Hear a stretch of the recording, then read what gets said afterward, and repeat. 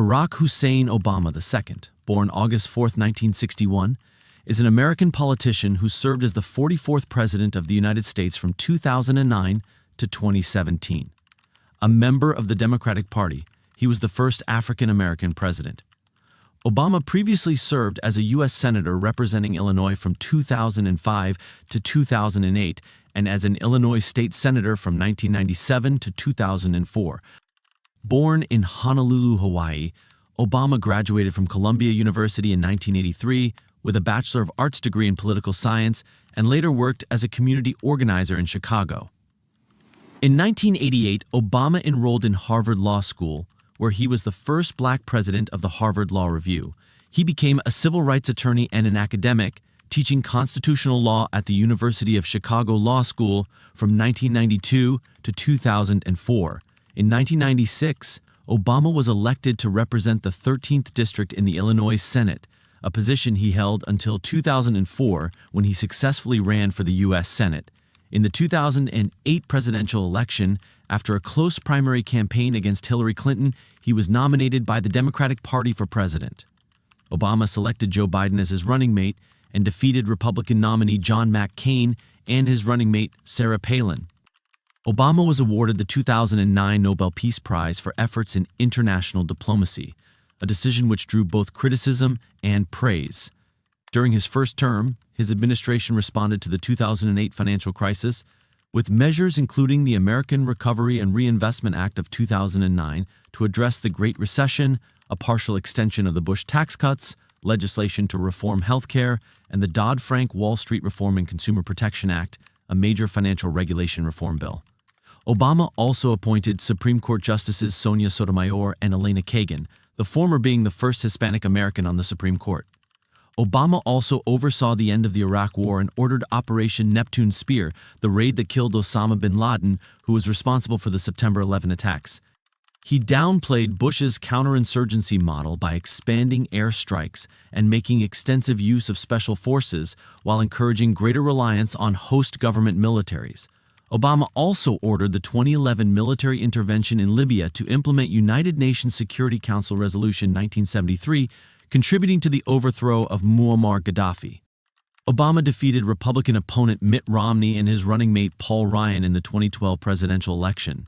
In his second term, Obama advocated for gun control in the wake of the Sandy Hook Elementary School shooting.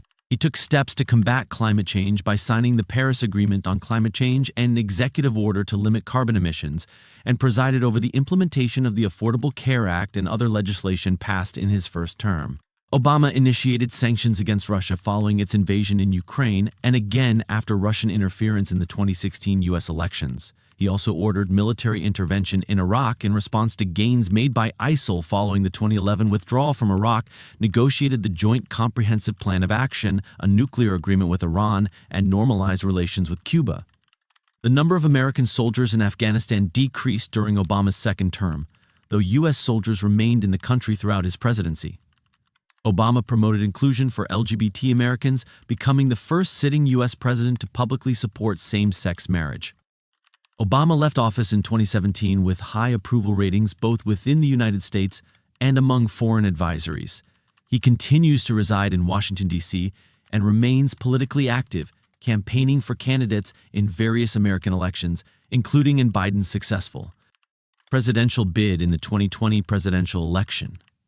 Outside politics, Obama has published 3 books: Dreams from My Father, 1995, The Audacity of Hope, 2006, and A Promised Land, 2020. His presidential library began construction in the south side of Chicago in 2021. Historians and political scientists rank Obama highly in historical rankings of U.S. presidents. Early life and career. Obama, right, with grandfather Stanley Armour Dunham, mother Ann Dunham, and half-sister Maya Soetoro, mid-1970s in Honolulu. Barack Obama was born on August 4, 1961, at Kapiolani Medical Center for Women and Children in Honolulu, Hawaii. He is the only president born outside the contiguous 48 states. He was born to an 18-year-old American mother and a 27-year-old Kenyan father. His mother, Ann Dunham, (1942 to 1995), was born in Wichita, Kansas, and was of English, Welsh, German, Swiss, and Irish descent. In 2007, it was discovered her great-great-grandfather, Falmouth Kearney, emigrated from the village of Moneygall, Ireland, to the U.S. in 1850. In July 2012, Ancestry.com found a strong likelihood that Dunham was descended from John Punch, an enslaved African man who lived in the colony of Virginia during the 17th century. Obama has described the ancestors of his grandparents as Scotch-Irish mostly. Obama's father, Barack Obama Sr., 1934 to 1982, was a married Luo-Kenyan from Nyangoma, Kogelo. His last name, Obama, was derived from his Luo descent. Obama's parents met in 1960 in a Russian language class at the University of Hawaii at Manoa, where his father was a foreign student on a scholarship.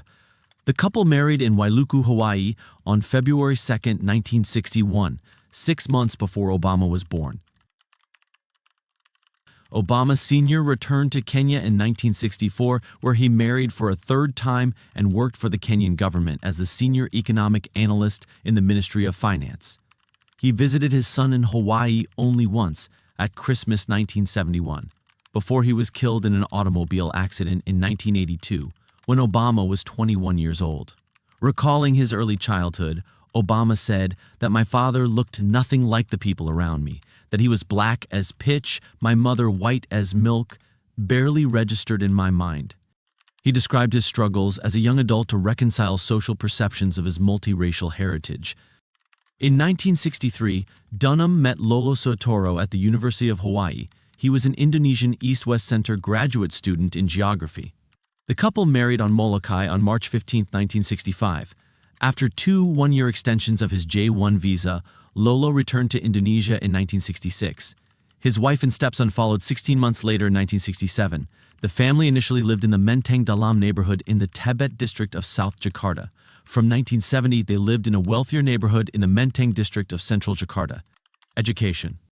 When he was 6 years old, Obama and his mother had moved to Indonesia to join his stepfather. From age 6 to 10, he was registered in school as Barry and attended local Indonesian language schools, Sekolah Dasar Katolik Santo Franciscus Assisi, St. Francis of Assisi Catholic Elementary School, for 2 years, and Sekolah Dasar Negeri Menteng 01, State Elementary School Menteng 01, for 1.5 years, supplemented by English language Calvert School homeschooling by his mother. As a result of his 4 years in Jakarta, he was able to speak Indonesian fluently as a child. During his time in Indonesia, Obama's stepfather taught him to be resilient and gave him a pretty hard-headed assessment of how the world works. In 1971, Obama returned to Honolulu to live with his maternal grandparents, Madeline and Stanley Dunham. He attended Punahou School, a private college preparatory school, with the aid of a scholarship from 5th grade until he graduated from high school in 1979. In high school, Obama continued to use the nickname Barry, which he kept until making a visit to Kenya in 1980. Obama lived with his mother and half-sister Maya Soetoro in Hawaii for 3 years from 1972 to 1975, while his mother was a graduate student in anthropology at the University of Hawaii. Obama chose to stay in Hawaii when his mother and half-sister returned to Indonesia in 1975, so his mother could begin anthropology fieldwork. His mother spent most of the next 2 decades in Indonesia, divorcing Lolo Soetoro in 1980 and earning a PhD degree in 1992, before dying in 1995 in Hawaii following unsuccessful treatment for ovarian and uterine cancer. Of his years in Honolulu, Obama wrote, "The opportunity that Hawaii offered to experience a variety of cultures in a climate of mutual respect became an integral part of my worldview and a basis for the values that I hold most dear." Obama has also written and talked about using alcohol, marijuana, and cocaine during his teenage years to push questions of who I was out of my mind. Obama was also a member of the Choom Gang, the slang term for smoking marijuana, a self-named group of friends who spent time together and smoked marijuana. After graduating from high school in 1979, Obama moved to Los Angeles to attend Occidental College on a full scholarship. In February 1981, Obama made his first public speech, calling for Occidental to participate in the disinvestment from South Africa in response to that nation's policy of apartheid. In mid-1981, Obama traveled to Indonesia to visit his mother and half-sister Maya and visited the families of college friends in Pakistan for 3 weeks. Later, in 1981, he transferred to Columbia University in New York City as a junior, where he majored in political science with a specialty in international relations and in English literature, and lived off-campus on West 109th Street. He graduated with a Bachelor of Arts degree in 1983 and a 3.7 GPA. After graduating, Obama worked for about a year at the Business International Corporation, where he was a financial researcher and writer, then as a project coordinator for the New York Public Interest Research Group on the City College of New York campus for 3 months in 1985. Community organizer and Harvard Law School. 2 years after graduating from Columbia, Obama moved from New York to Chicago when he was hired as director of the Developing Communities Project, a faith-based community organization originally comprising 8 Catholic parishes in Roseland, West Pullman, and Riverdale on Chicago's South Side. He worked there as a community organizer from June 1985 to May 1988. He helped set up a job training program, a college preparatory tutoring program, and a tenants' rights organization in Altgeld Gardens. Obama also worked as a consultant and instructor for the Gamaliel Foundation, a community organizing institute. In mid-1988, he traveled for the first time in Europe for 3 weeks and then for 5 weeks in Kenya, where he met many of his paternal relatives for the first time. Despite being offered a full scholarship to Northwestern University School of Law, Obama enrolled at Harvard Law School in the fall of 1988, living in nearby Somerville, Massachusetts. He was selected as an editor of the Harvard Law Review at the end of his first year, president of the journal in his second year, and research assistant to the constitutional scholar Lawrence Tribe while at Harvard. During his summers, he returned to Chicago, where he worked as a summer associate at the law firms of Sidley Austin in 1989 and Hopkins and Sutter in 1990. Obama's election as the first black president of the Harvard Law Review gained national media attention and led to a publishing contract and advance for a book about race relations, which evolved into a personal memoir. The manuscript was published in mid-1995 as Dreams from My Father. Obama graduated from Harvard Law in 1991 with the Juris Doctor magna cum laude, University of Chicago Law School. In 1991, Obama accepted a 2-year position as visiting law and government fellow at the University of Chicago Law School to work on his first book. He then taught constitutional law at the University of Chicago Law School for 12 years, first as a lecturer from 1992 to 1996, and then as a senior lecturer from 1996 to 2004. From April to October 1992, Obama directed Illinois' Project Vote, a voter registration campaign with 10 staffers and 700 volunteer registrars. It achieved its goal of registering 150,000 of 400,000 unregistered African Americans in the state, leading Crane's Chicago business to name Obama to its 1993 list of 40 under 40 powers to be, family, and personal life. In a 2006 interview, Obama highlighted the diversity of his extended family. "It's like a little mini United Nations," he said. "I've got relatives who look like Bernie Mac, and I've got relatives who look like Margaret Thatcher." Obama has a half-sister with whom he was raised, Maya Sotoro Ing, and 7 other half-siblings from his Kenyan father's family, 6 of them living. Obama's mother was survived by her Kansas-born mother, Madeline Dunham, until her death on November 2, 2008, 2 days before his election to the presidency. Obama also has roots in Ireland. He met with his Irish cousins in Moneygall in May 2011. In Dreams from My Father, Obama ties his mother's family history to possible Native American ancestors and distant relatives of Jefferson Davis, President of the Confederate States of America during the American Civil War. He also shares distant ancestors in common with George W. Bush and Dick Cheney, among others. Obama lived with anthropologist Sheila Miyoshi Jager while he was a community organizer in Chicago in the 1980s. He proposed to her twice, but both Jager and her parents turned him down. The relationship was not made public until May 2017, several months after his presidency had ended. In June 1989, Obama met Michelle Robinson when he was employed at Sidley Austin. Robinson was assigned for 3 months as Obama's advisor at the firm, and she joined him at several group social functions but declined his initial request to date. They began dating later that summer, became engaged in 1991, and were married on October 3, 1992. After suffering a miscarriage, Michelle underwent in vitro fertilization to conceive their children. The couple's first daughter, Malia Ann, was born in 1998, followed by a second daughter, Natasha Sasha, in 2001. The Obama daughters attended the University of Chicago Laboratory Schools. When they moved to Washington, D.C. in January 2009, the girls started at the Sidwell Friends School. The Obamas had two Portuguese water dogs. The first, a male named Bo, was a gift from Senator Ted Kennedy. In 2013, Bo was joined by Sunny, a female. Bo died of cancer on May 8, 2021. Obama is a supporter of the Chicago White Sox, and he threw out the first pitch at the 2005 ALCS when he was still a senator. In 2009, he threw out the ceremonial first pitch at the All-Star Game while wearing a White Sox jacket. He is also primarily a Chicago Bears football fan in the NFL, but in his childhood and adolescence was a fan of the Pittsburgh Steelers and rooted for them ahead of their victory in Super Bowl LXX 12 days after he took office as president. In 2011, Obama invited the 1985 Chicago Bears to the White House. The team had not visited the White House after their Super Bowl win in 1986 due to the Space Shuttle Challenger disaster. He plays basketball, a sport he participated in as a member of his high school's varsity team, and he is left-handed. In 2005, the Obama family applied the proceeds of a book deal and moved from a Hyde Park, Chicago condominium to a $1.6 million house, equivalent to $2.6 million in 2024, in neighboring Kenwood, Chicago. The purchase of an adjacent lot and sale of part of it to Obama by the wife of developer, campaign donor, and friend Tony Rezko attracted media attention because of Rezko's subsequent indictment and conviction on political corruption charges that were unrelated to Obama. In December 2007, Money magazine estimated Obama's net worth at $1.3 million, equivalent to $2 million in 2024.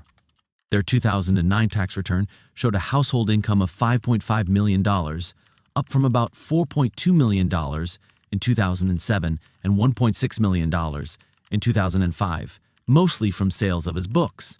On his 2010 income of $1.7 million, he gave 14% to nonprofit organizations, including $131,000 to Fisher House Foundation, a charity assisting wounded veterans' families, allowing them to reside near where the veteran is receiving medical treatments. Per his 2012 financial disclosure, Obama may be worth as much as $10 million. Religious views. Obama is a Protestant Christian whose religious views developed in his adult life. He wrote in The Audacity of Hope that he was not raised in a religious household. He described his mother, raised by non-religious parents, as being detached from religion, yet in many ways the most spiritually awakened person I have ever known, and a lonely witness for secular humanism. He described his father as a confirmed atheist by the time his parents met, and his stepfather as a man who saw religion as not particularly useful. Obama explained how, through working with black churches as a community organizer while in his 20s, he came to understand the power of the African American religious tradition to spur social change. In January 2008, Obama told Christianity Today, "I am a Christian and I am a devout Christian. I believe in the redemptive death and resurrection of Jesus Christ. I believe that faith gives me a path to be cleansed of sin and have eternal life." On September 27, 2010, Obama released a statement commenting on his religious views, saying, "I'm a Christian by choice. My family didn't, frankly, they weren't folks who went to church every week. And my mother was one of the most spiritual people I knew, but she didn't raise me in the church. So I came to my Christian faith later in life, and it was because the precepts of Jesus Christ spoke to me in terms of the kind of life that I would want to lead, being my brothers and sisters' keeper, treating others as they would treat me." Obama met Trinity United Church of Christ pastor Jeremiah Wright in October 1987 and became a member of Trinity in 1992. During Obama's first presidential campaign in May 2008, he resigned from Trinity after some of Wright's statements were criticized. Since moving to Washington, D.C. in 2009, the Obama family has attended several Protestant churches, including Shiloh Baptist Church and St. John's Episcopal Church, as well as Evergreen Chapel at Camp David, but the members of the family do not attend church on a regular basis. In 2016, Obama said that he gets inspiration from a few items that remind him of all the different people I've met along the way, adding, "I carry these around all the time. I'm not that superstitious. So it's not like I think I necessarily have to have them on me at all times." The items, a whole bowl full, include rosary beads given to him by Pope Francis, a figurine of the Hindu deity Hanuman, a Coptic cross from Ethiopia, a small Buddha statue given by a monk, and a metal poker chip that used to be the lucky charm of a motorcyclist in Iowa. Legislative career. Illinois Senate, 1997 to 2004. Obama was elected to the Illinois Senate in 1996, succeeding Democratic State Senator Alice Palmer from Illinois' 13th District, which, at that time, spanned Chicago's South Side neighborhoods from Hyde Park Kenwood south to South Shore and west to Chicago Lawn. Once elected, Obama gained bipartisan support for legislation that reformed ethics and healthcare laws. He sponsored a law that increased tax credits for low-income workers, negotiated welfare reform, and promoted increased subsidies for childcare. In 2001, as co-chairman of the Bipartisan Joint Committee on Administrative Rules, Obama supported Republican Governor George Ryan's payday loan regulations and predatory mortgage lending regulations aimed at averting home foreclosures. He was re-elected to the Illinois Senate in 1998, defeating Republican Yesay Yehuda in the general election, and was re-elected again in 2002. In 2000, he lost a Democratic primary race for Illinois' 1st congressional district in the United States House of Representatives to four-term incumbent Bobby Rush by a margin of 2-1.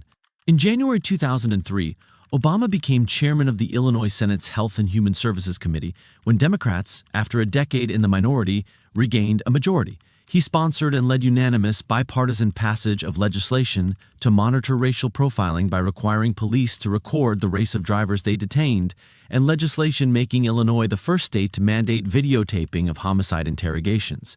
During his 2004 general election campaign for the U.S. Senate, police representatives credited Obama for his active engagement with police organizations in enacting death penalty reforms. Obama resigned from the Illinois Senate in November 2004 following his election to the U.S. Senate. 2004 U.S. Senate campaign in Illinois. In May 2002, Obama commissioned a poll to assess his prospects in a 2004 U.S. Senate race. He created a campaign committee, began raising funds, and lined up political media consultant David Axelrod by August 2002. Obama formally announced his candidacy in January 2003. Obama was an early opponent of the George W. Bush administration's 2003 invasion of Iraq. On October 2, 2002, the day President Bush and Congress agreed on the joint resolution authorizing the Iraq War, Obama addressed the first high-profile Chicago anti-Iraq war rally and spoke out against the war. He addressed another anti-war rally in March 2003 and told the crowd it's not too late to stop the war. Decisions by Republican incumbent Peter Fitzgerald and his Democratic predecessor Carol Moseley Braun not to participate in the election resulted in wide-open Democratic and Republican primary contests involving 15 candidates. In the March 2004 primary election, Obama won in an unexpected landslide, which overnight made him a rising star within the National Democratic Party, started speculation about a presidential future, and led to the reissue of his memoir, Dreams from My Father. In July 2004, Obama delivered the keynote address at the 2004 Democratic National Convention, seen by 9 million viewers. His speech was well received and elevated his status within the Democratic Party. Obama's expected opponent in the general election, Republican primary winner Jack Ryan, withdrew from the race in June 2004. 6 weeks later, Alan Keyes accepted the Republican nomination to replace Ryan. In the November 2004 general election, Obama won with 70% of the vote, the largest margin of victory for a Senate candidate in Illinois history. He took 92% of the state's 102 counties, including several where Democrats traditionally do not perform well. U.S. Senate, 2005 to 2008. Obama was sworn in as a senator on January 3, 2005, becoming the only Senate member of the Congressional Black Caucus. He introduced two initiatives that bore his name: Lugar-Obama, which expanded the non-Lugar cooperative threat reduction concept to conventional weapons, and the Federal Funding Accountability and Transparency Act of 2006, which authorized the establishment of us-spending.gov, a web search engine on federal spending. On June 3, 2008, Senator Obama, along with Senators Tom Carper, Tom Coburn, and John McCain, introduced follow-up legislation strengthening transparency and accountability in Federal Spending Act of 2008. He also co-sponsored the Secure America and Orderly Immigration Act. In December 2006, President Bush signed into law the Democratic Republic of the Congo Relief, Security, and Democracy Promotion Act, marking the first federal legislation to be enacted with Obama as its primary sponsor. In January 2007, Obama and Senator Feingold introduced a corporate jet provision to the Honest Leadership and Open Government Act, which was signed into law in September 2007. Later, in 2007, Obama sponsored an amendment to the Defense Authorization Act to add safeguards for personality disorder military discharges.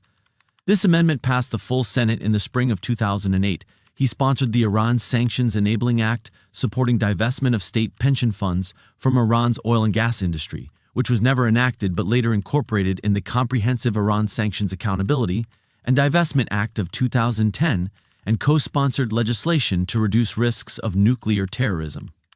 Obama also sponsored a Senate amendment to the state children's health insurance program, providing 1 year of job protection for family members caring for soldiers with combat-related injuries.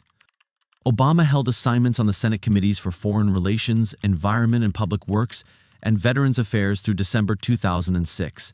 In January 2007, he left the Environment and Public Works Committee and took additional assignments with Health, Education, Labor and Pensions, and Homeland Security and Governmental Affairs. He also became chairman of the Senate Subcommittee on European Affairs. As a member of the Senate Foreign Relations Committee, Obama made official trips to Eastern Europe, the Middle East, Central Asia, and Africa. He met with Mahmoud Abbas before Abbas became president of the Palestinian National Authority and gave a speech at the University of Nairobi in which he condemned corruption within the Kenyan government. Obama resigned his Senate seat on November 16, 2008, to focus on his transition period for the presidency.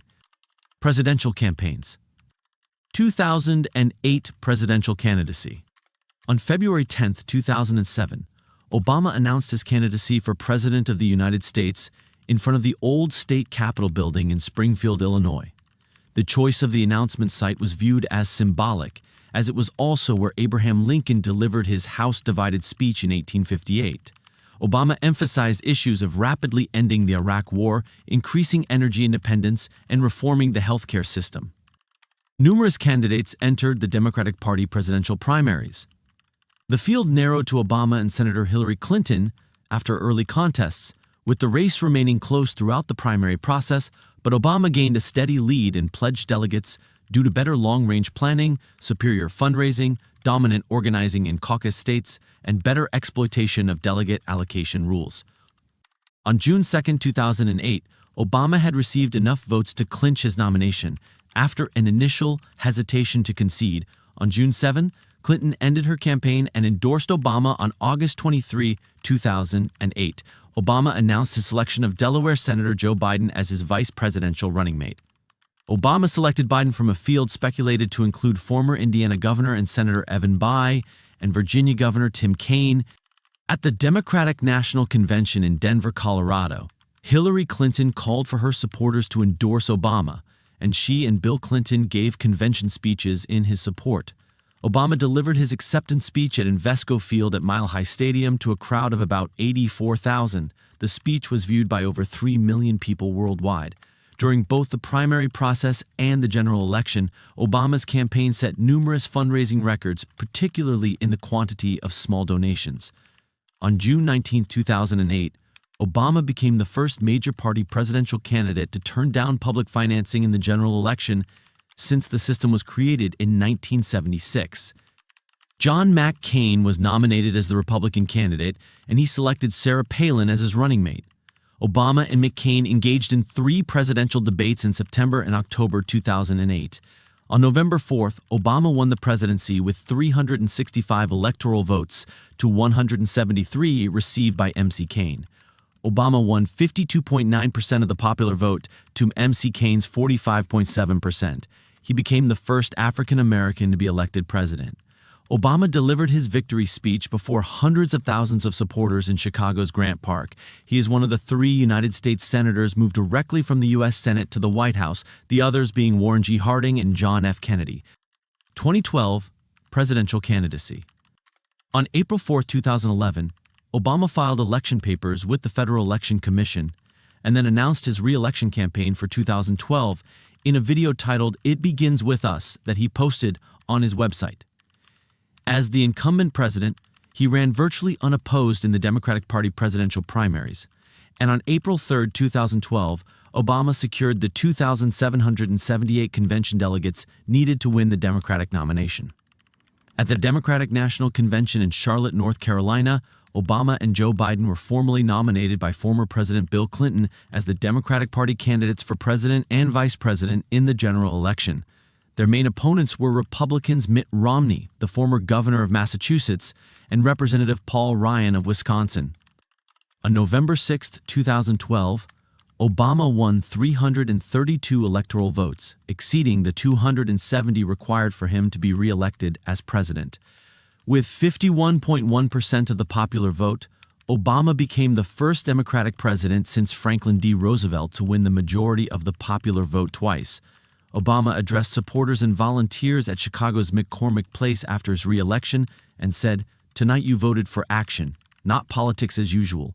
You elected us to focus on your jobs, not ours.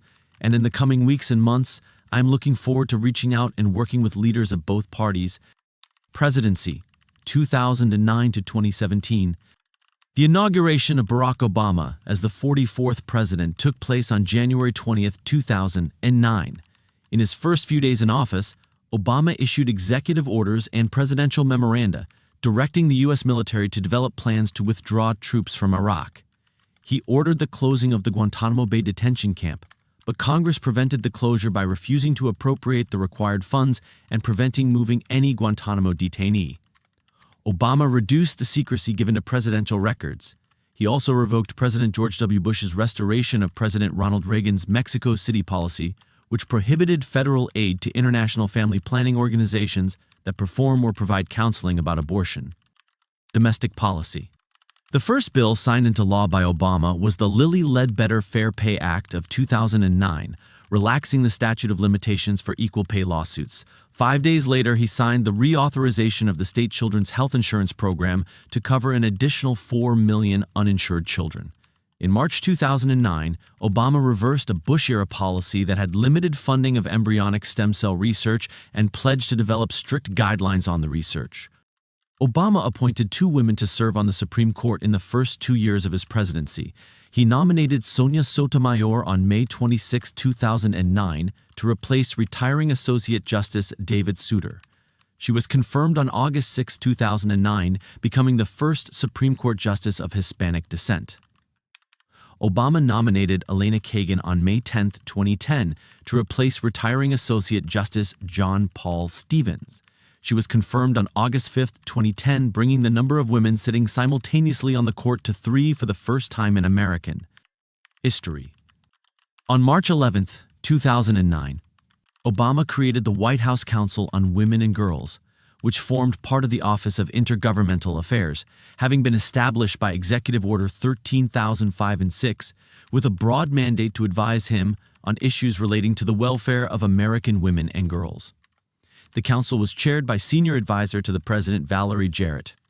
Obama also established the White House Task Force to protect students from sexual assault through a government memorandum on January 22, 2014, with a broad mandate to advise him on issues relating to sexual assault on college and university campuses throughout the United States. The co-chairs of the task force were Vice President Joe Biden and Jarrett.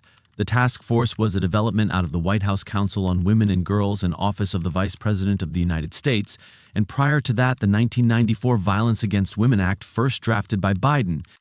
In July 2009, Obama launched the Priority Enforcement Program, an immigration enforcement program that had been pioneered by George W. Bush, and the Secure Communities Fingerprinting and Immigration Status Data Sharing Program. In a major space policy speech in April 2010, Obama announced a planned change in direction at NASA, the U.S. space agency. He ended plans for a return of human spaceflight to the moon and development of the Ares I rocket, Ares 5 rocket and constellation program, in favor of funding Earth science projects, a new rocket type, research and development for an eventual crewed mission to Mars, and ongoing missions to the International Space Station. On January 16, 2013, 1 month after the Sandy Hook Elementary School shooting, Obama signed 23 executive orders and outlined a series of sweeping proposals regarding gun control.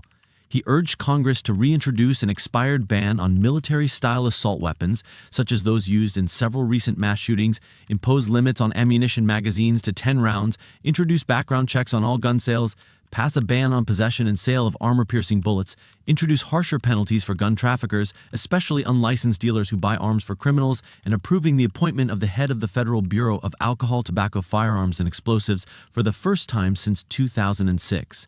On January 5, 2016, Obama announced new executive actions extending background check requirements to more gun sellers. In a 2016 editorial in the New York Times, Obama compared the struggle for what he termed common-sense gun reform to women's suffrage and other civil rights movements in American history.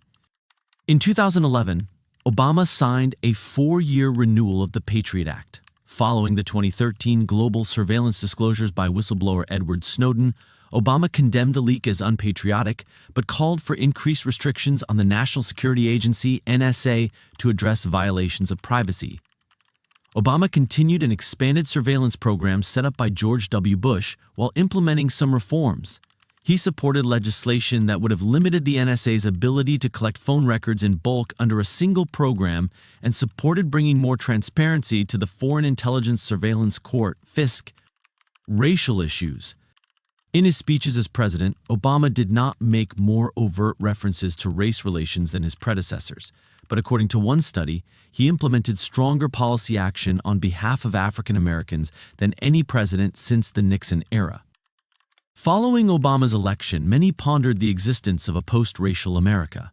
However, lingering racial tensions quickly became apparent, and many African Americans expressed outrage over what they saw as an intense racial animosity directed at Obama. The acquittal of George Zimmerman following the killing of Trayvon Martin sparked national outrage, leading to Obama giving a speech in which he said that Trayvon Martin could have been me 35 years ago. The shooting of Michael Brown in Ferguson, Missouri sparked a wave of protests. These and other events led to the birth of the Black Lives Matter movement, which campaigns against violence and systemic racism toward black people. Though Obama entered office reluctant to talk about race, by 2014 he began openly discussing the disadvantages faced by many members of minority groups. Several incidents during Obama's presidency generated disapproval from the African American community and with law enforcement, and Obama sought to build trust between law enforcement officials and civil rights activists, with mixed results. Some in law enforcement criticized Obama's condemnation of racial bias after incidents in which police action led to the death of African American men, while some racial justice activists criticized Obama's expressions of empathy for the police. In a March 2016 Gallup poll, nearly one-third of Americans said they worried a great deal about race relations, a higher figure than in any previous Gallup poll since 2001. LGBT rights. On October 8, 2009, Obama signed the Matthew Shepard and James Byrd Jr. Hate Crimes Prevention Act, a measure that expanded the 1969 United States federal hate crime law to include crimes motivated by a victim's actual or perceived gender, sexual orientation, gender identity, or disability. On October 30, 2009, Obama lifted the ban on travel to the United States by those infected with HIV. The lifting of the ban was celebrated by immigration equality. On December 22, 2010, Obama signed the Don't Ask, Don't Tell Repeal Act of 2010, which fulfilled a promise made in the 2008 presidential campaign to end the Don't Ask, Don't Tell policy of 1993 that had prevented gay and lesbian people from serving openly in the United States Armed Forces. In 2016, the Pentagon ended the policy that barred transgender people from serving openly in the military. Same-sex marriage. As a candidate for the Illinois State Senate in 1996, Obama stated he favored legalizing same-sex marriage. During his Senate run in 2004, he said he supported civil unions and domestic partnerships for same-sex partners but opposed same-sex marriages. In 2008, he reaffirmed this position by stating, "I believe marriage is between a man and a woman. I am not in favor of gay marriage." On May 9, 2012, shortly after the official launch of his campaign for re-election as president, Obama said his views had evolved and he publicly affirmed his personal support for the legalization of same-sex marriage, becoming the first sitting U.S. president to do so. During his second inaugural address on January 21, 2013, Obama became the first U.S. president in office to call for full equality for gay Americans and the first to mention gay rights or the word gay in an inaugural address. In 2013, the Obama administration filed briefs that urged the Supreme Court to rule in favor of same-sex couples in the cases of Hollingsworth v. Perry regarding same-sex marriage and United States v. Windsor regarding the Defense of Marriage Act. Economic policy. On February 17, 2009, Obama signed the American Recovery and Reinvestment Act of 2009, a $787 billion, equivalent to $1,153 billion in 2024, economic stimulus package aimed at helping the economy recover from the deepening worldwide recession. The act includes increased federal spending for healthcare, infrastructure, education, various tax breaks and incentives, and direct assistance to individuals. In March 2009, Obama's Treasury Secretary Timothy Geithner took further steps to manage the 2008 financial crisis, including introducing the Public-Private Investment Program for Legacy Assets, which contains provisions for buying up to $2 trillion in depreciated real estate assets. Obama intervened in the troubled automotive industry in March 2009, renewing loans for General Motors, GM, and Chrysler to continue operations while reorganizing. Over the following months, the White House set terms for both firms' bankruptcies, including the sale of Chrysler to Italian automaker Fiat and a reorganization of GM, giving the U.S. government a temporary 60% equity stake in the company. In June 2009, dissatisfied with the pace of economic stimulus, Obama called on his cabinet to accelerate the investment. He signed into law the car allowance rebate system, known colloquially as cash for clunkers, which temporarily boosted the economy. The Bush and Obama administrations authorized spending and loan guarantees from the Federal Reserve and the Department of the Treasury. These guarantees totaled about $11.5 trillion, but only $3 trillion had been spent by the end of November 2009. On August 2, 2011, after a lengthy congressional debate over whether to raise the nation's debt limit, Obama signed the Bipartisan Budget Control Act of 2011. The legislation enforced limits on discretionary spending until 2021, established a procedure to increase the debt limit, created a Congressional Joint Select Committee on Deficit Reduction to propose further deficit reduction with a stated goal of achieving at least $1.5 trillion in budgetary savings over 10 years, and established automatic procedures for reducing spending by as much as $1.2 trillion if legislation originating with the new Joint Select Committee did not achieve such savings. By passing the legislation, Congress was able to prevent a U.S. government default on its obligations. The unemployment rate rose in 2009, reaching a peak in October at 10% and averaging 10% in the fourth quarter. Following a decrease to 9.7% in the first quarter of 2010, the unemployment rate fell to 9.6% in the second quarter, where it remained for the rest of the year. Between February and December 2010, employment rose by 0.8%, which was less than the average of 1.9% experienced during comparable periods in the past four employment recoveries. By November 2012, the unemployment rate fell to 7.7%, decreasing to 6.7% in the last month of 2013. During 2014, the unemployment rate continued to decline, falling to 6.3% in the first quarter. GDP growth returned in the third quarter of 2009, expanding at a rate of 1.6%, followed by a 5% increase in the fourth quarter. Growth continued in 2010, posting an increase of 3.7% in the first quarter, with lesser gains throughout the rest of the year.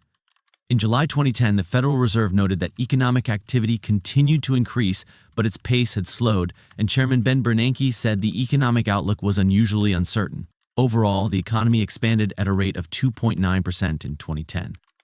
The Congressional Budget Office, CBO, and a broad range of economists credit Obama's stimulus plan for economic growth. The CBO released a report stating that the stimulus bill increased employment by 1 to 2.1 million, while conceding that it is impossible to determine how many of the reported jobs would have existed in the absence of the stimulus package. Although an April 2010 survey of members of the National Association for Business Economics showed an increase in job creation over a similar January survey, for the first time in 2 years, 73% of 68 respondents believe the stimulus bill has had no impact on employment.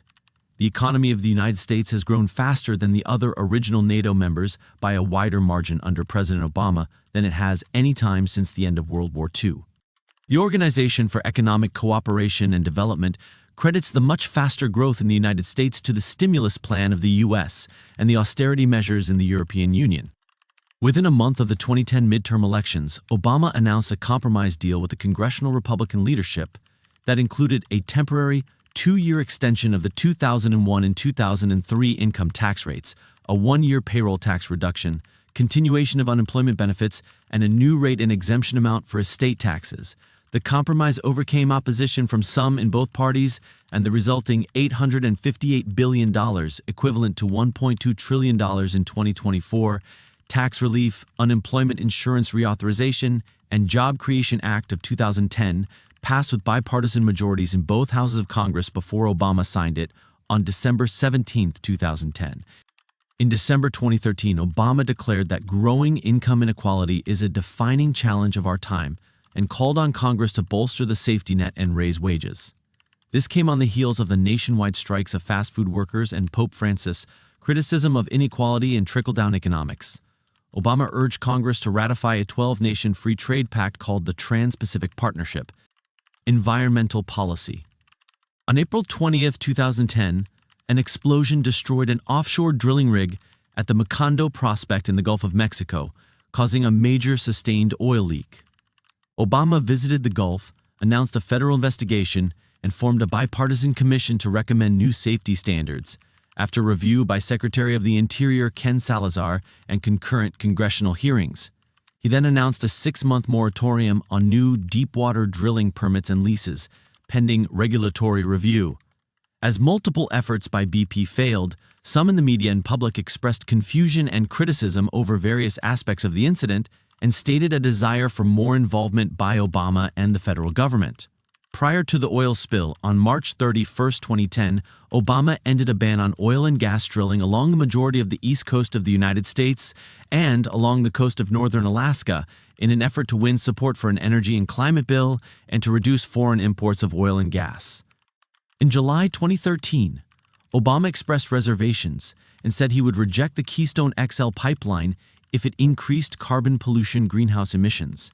On February 24, 2015, Obama vetoed a bill that would have authorized the pipeline. It was the third veto of Obama's presidency and his first major veto. In December 2016, Obama permanently banned new offshore oil and gas drilling in most United States-owned waters in the Atlantic and Arctic Oceans using the 1953 Outer Continental Shelf Act. Obama emphasized the conservation of federal lands during his term in office. He used his power under the Antiquities Act to create 25 new national monuments during his presidency and expand 4 others, protecting a total of 553 million acres, 224 million hectares, of federal lands and waters, more than any other U.S. president. Healthcare reform. Obama called for Congress to pass legislation reforming healthcare in the United States, a key campaign promise and a top legislative goal. He proposed an expansion of health insurance coverage to cover the uninsured, cap premium increases, and allow people to retain their coverage when they leave or change jobs. His proposal was to spend $900 billion over 10 years and include a government insurance plan, also known as the public option, to compete with the corporate insurance sector as a main component to lowering costs and improving quality of healthcare. It would also make it illegal for insurers to drop sick people or deny them coverage for pre-existing conditions, and require every American to carry health coverage. The plan also includes medical spending cuts and taxes on insurance companies that offer expensive plans. On July 14, 2009, House Democratic leaders introduced a 1,017-page plan for overhauling the U.S. healthcare system, which Obama wanted Congress to approve by the end of 2009.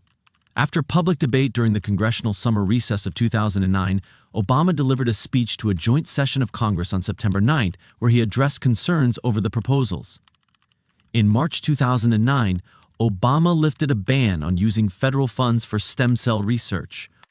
On November 7, 2009, a healthcare bill featuring the public option was passed in the House.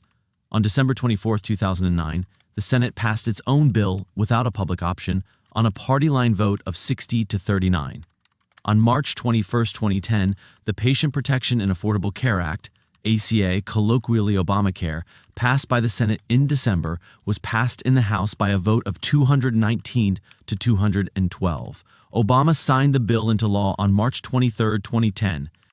The ACA includes health-related provisions, most of which took effect in 2014, including expanding Medicaid eligibility for people making up to 133% of the federal poverty level (FPL), starting in 2014, subsidizing insurance premiums for people making up to 400% of the FPL, $88,000 for a family of 4 in 2010, so their maximum out-of-pocket payment for annual premiums will be from 2% to 9.5% of income, providing incentives for businesses to provide healthcare benefits, prohibiting denial of coverage and denial of claims based on pre-existing conditions, establishing health insurance exchanges, prohibiting annual coverage caps, and support for medical research.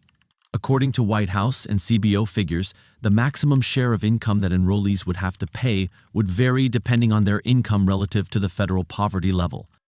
The costs of these provisions are offset by taxes, fees, and cost-saving measures, such as new Medicare taxes for those in high-income brackets, taxes on indoor tanning, cuts to the Medicare Advantage program in favor of traditional Medicare, and fees on medical devices and pharmaceutical companies.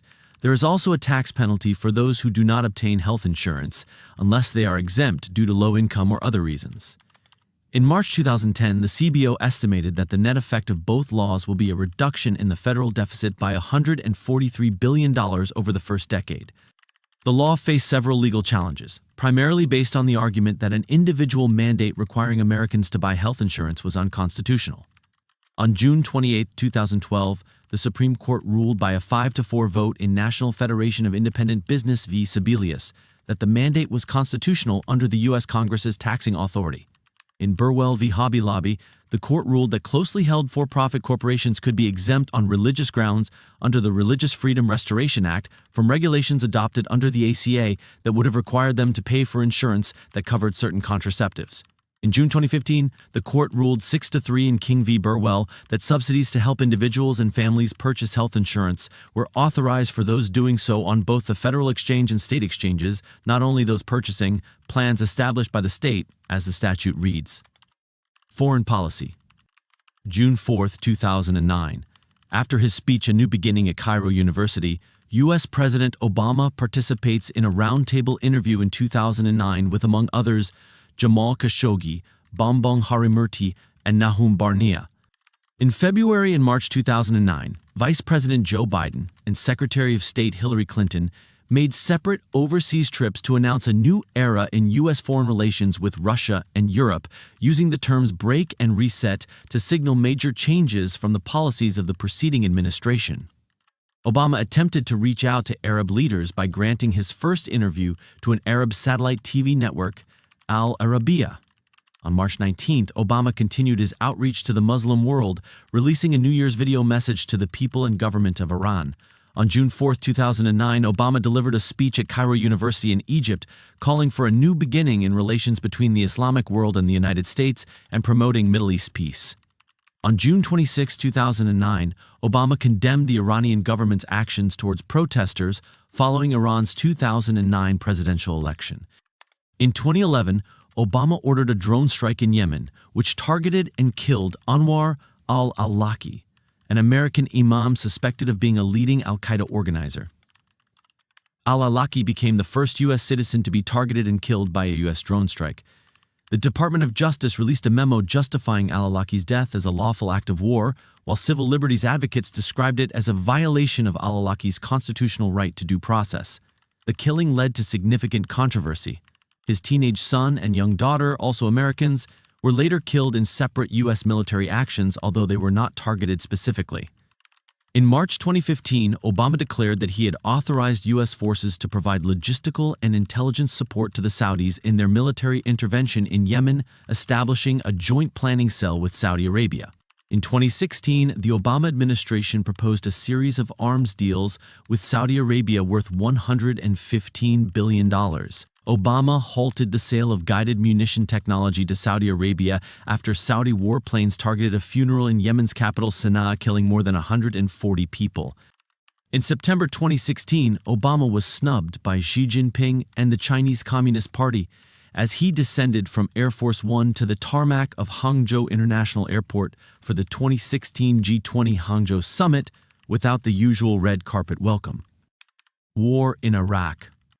On February 27, 2009, Obama announced that combat operations in Iraq would end within 18 months. The Obama administration scheduled the withdrawal of combat troops to be completed by August 2010, decreasing troops levels from 142,000 while leaving a transitional force of about 50,000 in Iraq until the end of 2011. On August 19, 2010, the last U.S. combat brigade exited Iraq. Remaining troops transitioned from combat operations to counterterrorism and the training, equipping, and advising of Iraqi security forces. On August 31, 2010, Obama announced that the United States combat mission in Iraq was over. On October 21, 2011, President Obama announced that all U.S. troops would leave Iraq in time to be home for the holidays. In June 2014, following the capture of Mosul by ISIL, Obama sent 275 troops to provide support and security for U.S. personnel and the U.S. Embassy in Baghdad. ISIS continued to gain ground and to commit widespread massacres and ethnic cleansing. In August 2014, during the Sinjar massacre, Obama ordered a campaign of U.S. airstrikes against ISIL. By the end of 2014, 3,100 American ground troops were committed to the conflict and 16,000 sorties were flown over the battlefield, primarily by U.S. Air Force and Navy pilots. In early 2015, with the addition of the Panther Brigade of the 82nd Airborne Division, the number of U.S. ground troops in Iraq increased to 4,400, and by July, American-led coalition air forces counted 44,000 sorties over the battlefield. Afghanistan and Pakistan.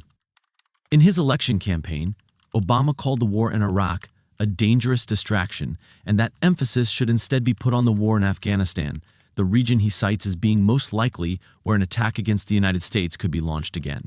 Early in his presidency, Obama moved to bolster U.S. troop strength in Afghanistan. He announced an increase in U.S. troop levels to 17,000 military personnel in February 2009 to stabilize a deteriorating situation in Afghanistan, an area he said had not received the strategic attention, direction, and resources it urgently requires. He replaced the military commander in Afghanistan, General David D. McKiernan, with former Special Forces Commander Lieutenant General Stanley A. McChrystal in May 2009, indicating that McChrystal's Special Forces experience would facilitate the use of counterinsurgency tactics in the war. On December 1, 2009, Obama announced the deployment of an additional 30,000 military personnel to Afghanistan and proposed to begin troop withdrawals 18 months from that date. This took place in July 2011. David Petraeus replaced MC DeChrystal in June 2010, after McChrystal's staff criticized White House personnel in a magazine article.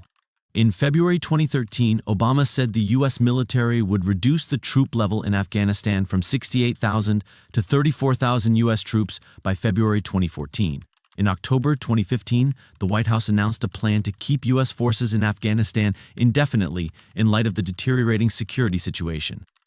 Regarding neighboring Pakistan, Obama called its tribal border region the greatest threat to the security of Afghanistan and Americans, saying that he cannot tolerate a terrorist sanctuary. In the same speech, Obama claimed that the U.S. cannot succeed in Afghanistan or secure our homeland unless we change our Pakistan policy. Death of Osama bin Laden. Starting with information received from Central Intelligence Agency operatives in July 2010, the CIA developed intelligence over the next several months that determined what they believed to be the hideout of Osama bin Laden. He was living in seclusion in a large compound in Abbottabad, Pakistan, a suburban area 35 miles 56 kilometers from Islamabad. CIA head Leon Panetta reported this intelligence to President Obama in March 2011. Meeting with his national security advisors over the course of the next 6 weeks, Obama rejected a plan to bomb the compound and authorized a surgical raid to be conducted by United States Navy SEALs. The operation took place on May 1, 2011, and resulted in the shooting death of bin Laden and the seizure of papers, computer drives, and disks from the compound. DNA testing was one of 5 methods used to positively identify bin Laden's corpse, which was buried at sea several hours later. Within minutes of the president's announcement from Washington, D.C., late in the evening on May 1st, there were spontaneous celebrations around the country as crowds gathered outside the White House and at New York City's Ground Zero and Times Square. Reaction to the announcement was positive across party lines, including from former Presidents Bill Clinton and George W. Bush. Relations with Cuba. Since the spring of 2013, secret meetings were conducted between the United States and Cuba in the neutral locations of Canada and Vatican City. The Vatican first became involved in 2013 when Pope Francis advised the U.S. and Cuba to exchange prisoners as a gesture of goodwill. On December 10, 2013, Cuban President Raúl Castro, in a significant public moment, greeted and shook hands with Obama at the Nelson Mandela Memorial Service in Johannesburg.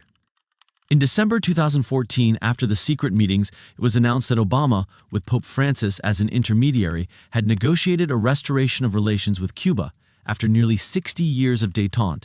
Popularly dubbed the Cuban Thaw, the new republic deemed the Cuban Thaw to be Obama's finest foreign policy achievement. On July 1, 2015, President Obama announced that formal diplomatic relations between Cuba and the United States would resume, and embassies would be opened in Washington and Havana. The countries' respective interest sections in one another's capitals were upgraded to embassies on July 20 and August 13, 2015, respectively. Obama visited Havana, Cuba for 2 days in March 2016, becoming the first sitting U.S. president to arrive since Calvin Coolidge in 1928. Israel. During the initial years of the Obama administration, the U.S. increased military cooperation with Israel, including increased military aid, re-establishment of the U.S.-Israeli Joint Political Military Group and the Defense Policy Advisory Group, and an increase in visits among high-level military officials of both countries. The Obama administration asked Congress to allocate money toward funding the Iron Dome program in response to the waves of Palestinian rocket attacks on Israel. In March 2010, Obama took a public stance against plans by the government of Israeli Prime Minister Benjamin Netanyahu to continue building Jewish housing projects in predominantly Arab neighborhoods of East Jerusalem. In 2011, the United States vetoed a Security Council resolution condemning Israeli settlements, with the United States being the only nation to do so. Obama supports the two-state solution to the Arab-Israeli conflict based on the 1,967 borders with land swaps. In 2013, Jeffrey Goldberg reported that, in Obama's view, with each new settlement announcement, Netanyahu is moving his country down a path toward near-total isolation. In 2014, Obama likened the Zionist movement to the civil rights movement in the United States. He said both movements seek to bring justice and equal rights to historically persecuted peoples, explaining, "To me, being pro-Israel and pro-Jewish is part and parcel with the values that I've been fighting for since I was politically conscious and started getting involved in politics." Obama expressed support for Israel's right to defend itself during the 2014 Israel-Gaza conflict. In 2015, Obama was harshly criticized by Israel for advocating and signing the Iran nuclear deal. Israeli Prime Minister Benjamin Netanyahu, who had advocated the U.S. Congress to oppose it, said the deal was dangerous and bad. On December 23, 2016, under the Obama administration, the United States abstained from United Nations Security Council Resolution 2334, which condemned Israeli settlement building in the occupied Palestinian territories as a violation of international law, effectively allowing it to pass. Netanyahu strongly criticized the Obama administration's actions, and the Israeli government withdrew its annual dues from the organization, which totaled $6 million, on January 6, 2017. On January 5, 2017, the United States House of Representatives voted 342 to 80 to condemn the UN resolution. Libya. In February 2011, protests in Libya began against longtime dictator Muammar Gaddafi as part of the Arab Spring. They soon turned violent. In March, as forces loyal to Gaddafi advanced on rebels across Libya, calls for a no-fly zone came from around the world, including Europe, the Arab League, and a resolution passed unanimously by the U.S. Senate. In response to the passage of United Nations Security Council Resolution 1973 on March 17, the Foreign Minister of Libya, Moussa Koussa, announced a ceasefire. However, Gaddafi's forces continued to attack the rebels. On March 19th, a multinational coalition led by France and the United Kingdom with Italian and U.S. support approved by Obama took part in airstrikes to destroy the Libyan government's air defense capabilities to protect civilians and enforce a no-fly zone, including the use of Tomahawk missiles, B-2 Spirits, and fighter jets. 6 days later, on March 25, by unanimous vote of all its 28 members, NATO took over leadership of the effort, dubbed Operation Unified Protector. Some members of Congress questioned whether Obama had the constitutional authority to order military action, in addition to questioning its cost, structure, and aftermath. In 2016, Obama said our coalition could have and should have done more to fill a vacuum left behind, and that it was a mess. He has stated that the lack of preparation surrounding the days following the government's overthrow was the worst mistake of his presidency. Syrian Civil War. On August 18, 2011, several months after the start of the Syrian Civil War, Obama issued a written statement that said, "The time has come for President Assad to step aside." This stance was reaffirmed in November 2015. In 2012, Obama authorized multiple programs run by the CIA and the Pentagon to train anti-Assad rebels. The Pentagon-run program was later found to have failed and was formally abandoned in October 2015. In the wake of a chemical weapons attack in Syria, formally blamed by the Obama administration on the Assad government, Obama chose not to enforce the red line he had pledged, and, rather than authorize the promised military action against Assad, went along with the Russia-brokered deal that led to Assad giving up chemical weapons. However, attacks with chlorine gas continued. In 2014, Obama authorized an air campaign aimed primarily at ISIL. Iran nuclear talks. On October 1, 2009, the Obama administration went ahead with a Bush administration program, increasing nuclear weapons production. The complex modernization initiative expanded 2 existing nuclear sites to produce new bomb parts. In November 2013, the Obama administration opened negotiations with Iran to prevent it from acquiring nuclear weapons, which included an interim agreement. Negotiations took 2 years with numerous delays, with the deal being announced on July 14, 2015. The deal, titled the Joint Comprehensive Plan of Action, saw sanctions removed in exchange for measures that would prevent Iran from producing nuclear weapons. While Obama hailed the agreement as being a step towards a more hopeful world, the deal drew strong criticism from Republican and conservative quarters and from Israeli Prime Minister Benjamin Netanyahu. In addition, the transfer of $1.7 billion in cash to Iran shortly after the deal was announced was criticized by the Republican Party. The Obama administration said that the payment in cash was because of the effectiveness of U.S. and international sanctions.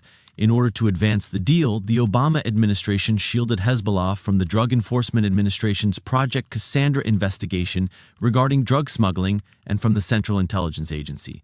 On a side note, the very same year, in December 2015, Obama started a $348 billion worth program to back the biggest U.S. buildup of nuclear arms since Ronald Reagan left the White House. Russia. In March 2010, an agreement was reached with the administration of Russian President Dmitry Medvedev to replace the 1991 Strategic Arms Reduction Treaty with a new pact, reducing the number of long-range nuclear weapons in the arsenals of both countries by about a third.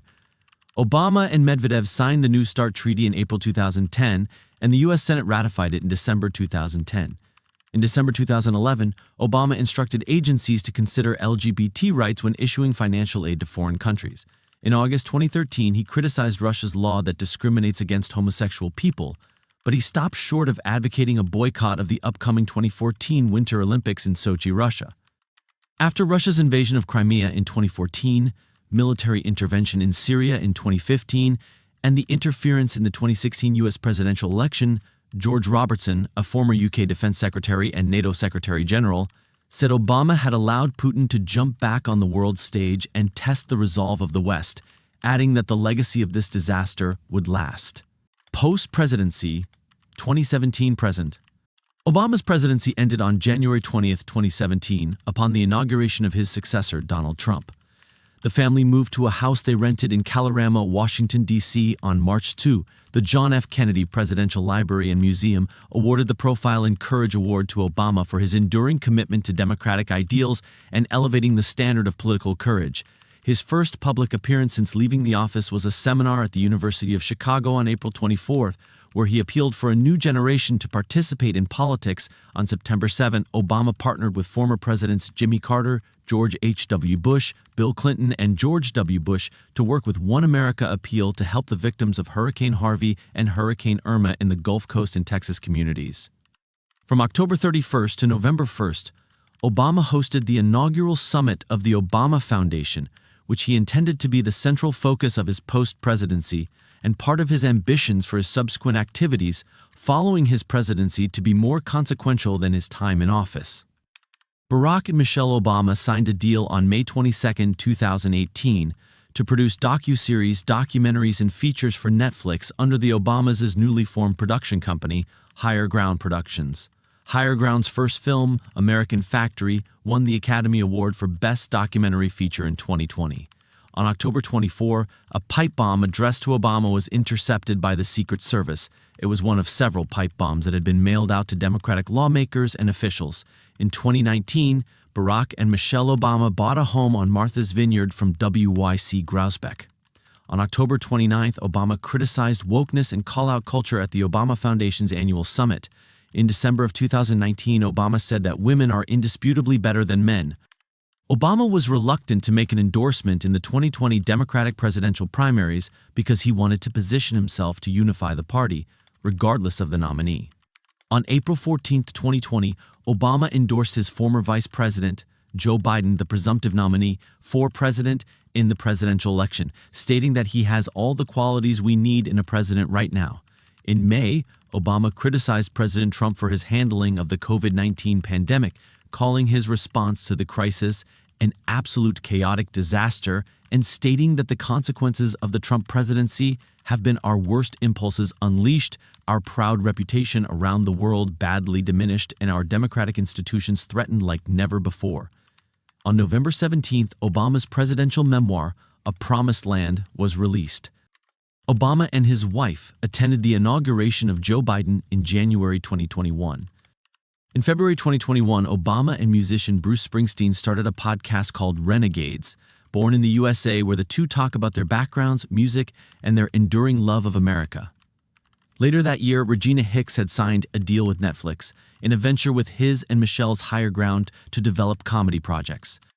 On March 4, 2022, Obama won an Audio Publishers Association, APA, award in the Best Narration by the Author category for the narration of his memoir, A Promised Land. On April 5th, Obama visited the White House for the first time since leaving office, in an event celebrating the 12th annual anniversary of the signing of the Affordable Care Act. In June, it was announced that the Obamas and their podcast production company Higher Ground signed a multi-year deal with Audible. In September, Obama visited the White House to unveil his and Michelle's official White House portraits. Around the same time, he won a Primetime Emmy Award for Outstanding Narrator for his narration in the Netflix documentary series Our Great National Parks. In 2022, Obama opposed expanding the Supreme Court beyond the present 9 justices. In March 2023, Obama traveled to Australia as a part of his speaking tour of the country. During the trip, Obama met with Australian Prime Minister Anthony Albanese and visited Melbourne for the first time. Obama was reportedly paid more than $1 million for 2 speeches. In October 2023, during the Gaza war, Obama declared that Israel must dismantle Hamas in the wake of the October 7 attacks. Weeks later, Obama warned Israel that its actions could harden Palestinian attitudes for generations and weaken international support for Israel. Any military strategy that ignored the war's human costs could ultimately backfire. In July 2024, Obama expressed concerns about Biden's campaign viability after his critically maligned debate performance against former President Trump. On July 21st, Biden withdrew his candidacy and swiftly endorsed Vice President Harris right after to run as the Democratic nominee. Obama endorsed Harris alongside his wife Michelle 5 days later and delivered a speech at the 2024 Democratic National Convention formally endorsing her. He joined Harris on the campaign trail in October, traveling to various swing states and emphasizing her record as a prosecutor, senator, and vice president, and advocating for increased voter turnout, and his criticisms of Donald Trump and the Republican Party were widely reported by various media outlets. After Trump was declared the winner of the election on November 6, Obama and Michelle congratulated him and Vice President-elect J.D. Vance, while praising the Harris campaign and calling on liberal voters to continue supporting democracy and human rights. Obama attended the second inauguration of Donald Trump in January 2025. Cultural and political image. Obama's family history, upbringing, and Ivy League education differ markedly from those of African American politicians who rose to prominence in the 1960s through their involvement in the civil rights movement. Expressing puzzlement over questions about whether he is black enough, Obama told an August 2007 meeting of the National Association of Black Journalists that we're still locked in this notion that if you appeal to white folks, then there must be something wrong. Obama acknowledged his youthful image in an October 2007 campaign speech, remarking, "I wouldn't be here if, time and again, the torch had not been passed to a new generation. Obama has frequently been referred to as an exceptional orator. During his pre-inauguration transition period and continuing into his presidency, Obama delivered a series of weekly video addresses on YouTube. Obama was known to avoid rigid political labels, but he described himself as a New Democrat and began to shift the New Democrat ideological faction from its more firmly centrist and fiscally conservative Clintonism toward increased openness to social liberal policy influences. Job approval. According to the Gallup organization, Obama began his presidency with a 68% approval rating, the fifth highest for a president following their swearing in. His ratings remained above the majority level until November 2009, and by August 2010, his approval was in the low 40 seconds, a trend similar to Ronald Reagan's and Bill Clinton's first years in office. Following the death of Osama bin Laden on May 2, 2011, Obama experienced a small poll bounce and steadily maintained 50 to 53% approval for about a month, until his approval numbers dropped back to the low 40 seconds. His approval rating fell to 38% on several occasions in late 2011, before recovering in mid-2012 with polls showing an average approval of 50%. After his second inauguration in 2013, Obama's approval ratings remained stable around 52% before declining for the rest of the year and eventually bottoming out at 39% in December. In polling conducted before the 2014 midterm elections, Obama's approval ratings were at their lowest, with his disapproval rating reaching a high of 57%. His approval rating continued to lag throughout most of 2015, but began to reach the high 40 seconds by the end of the year. According to Gallup, Obama's approval rating reached 50% in March 2016, a level unseen since May 2013. In polling conducted January 16 to January 19, 2017, Obama's final approval rating was 59%, which placed him on par with George H.W. Bush and Dwight D. Eisenhower, whose final Gallup ratings also measured in the high 50s. Obama has maintained relatively positive public perceptions after his presidency. In Gallup's retrospective approval polls of former presidents, Obama garnered a 63% approval rating in 2018 and again in 2023, ranking him the fourth most popular president since World War II. Foreign perceptions. Polls showed strong support for Obama in other countries both before and during his presidency. In a February 2009 poll conducted in Western Europe and the U.S. by Harris Interactive for France 24 and the International Herald Tribune, Obama was rated as the most respected world leader as well as the most powerful. In a similar poll conducted by Harris in May 2009, Obama was rated as the most popular world leader as well as the one figure most people would pin their hopes on for pulling the world out of the economic downturn. On October 9, 2009, only 9 months into his first term, the Norwegian Nobel Committee announced that Obama had won the 2009 Nobel Peace Prize for his extraordinary efforts to strengthen international diplomacy and cooperation between peoples, which drew a mixture of praise and criticism from world leaders and media figures. He became the fourth U.S. president to be awarded the Nobel Peace Prize and the third to become a Nobel laureate while in office.